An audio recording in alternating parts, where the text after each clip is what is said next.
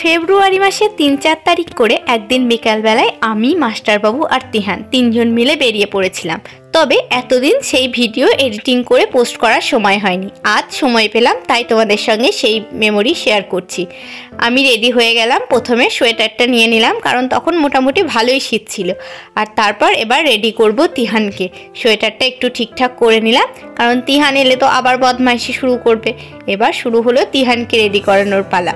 Okay ready করানো মানেই তো এক মুশকিলের ব্যাপার। তবে যদিও সেদিনও ভালোভাবে রেডি হচ্ছিল, ও আমাকে আদর করতে শুরু করেছিল রেডি হতে হতে।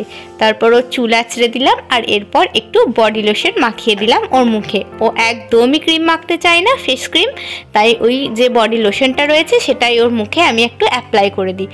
আর দেখো, আজকে যেন একদম লক্ষ্মী ছেলে হয়ে গেছে তোমাদের দেখানোর জন্য। তো তিহানকে রেডি করে দিয়ে এবার আমরা দুজনে মিলে বেরিয়ে পড়েছি। অন্যদিকে মাস্টারবাবু মোফেরটাকে বার করতে গেছে।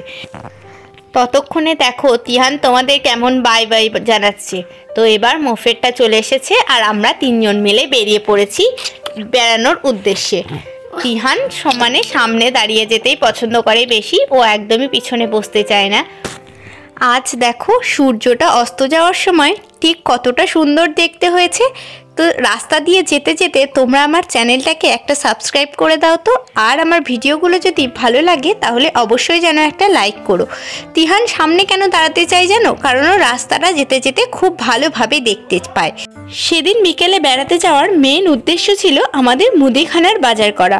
যদিও সেটা মাস্টারবাবু একাই করতে পারতো, তাও আমরা তিনজন মিলে গিয়েছিলাম, কারণ একটু বেড়ানো হবে। আমরা তিনজনে হঠাৎই এরকম মন হলে বিকেলবেলা বেরিয়ে পড়ি।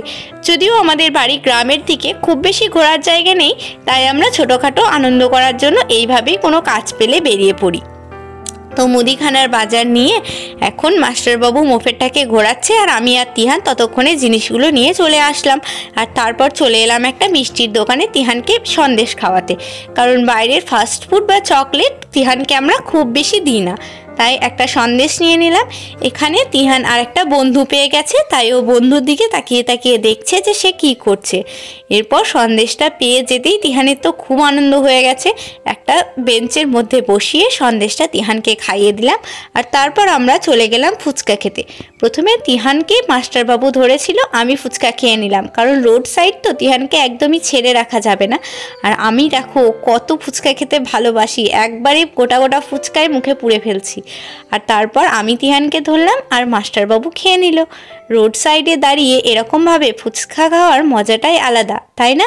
এরপর সবারই ফুচকা খাওয়া হয়ে যাওয়ার পর আমি তিহানকে নিয়ে গেলাম পাশের একটা মন্দিরে। এটা ছিল বড় ঠাকুরের মন্দির। মন্দিরের মধ্যে ছিলেন বড় ঠাকুর আর মা কালী। এবার আমরা সেখান থেকে চলে এলাম। রাস্তার ধারে পেরিয়ে যেতে যেতে একটা বিয়ে বাড়িও দেখতে পেলাম, আর তারপর আবার চলে এলাম বাড়ির উদ্দেশ্যে। সন্ধেও প্রায় লাগবো হচ্ছিল, তাই আর দেরি না করে আমরা বাড়ির দিকে চলে এলাম। বাড়ি আসতেই মা বলল যে ব্রেড আছে, সেগুলোকে খেয়ে নে, অনেক দিন ধরে পড়ে রয়েছে।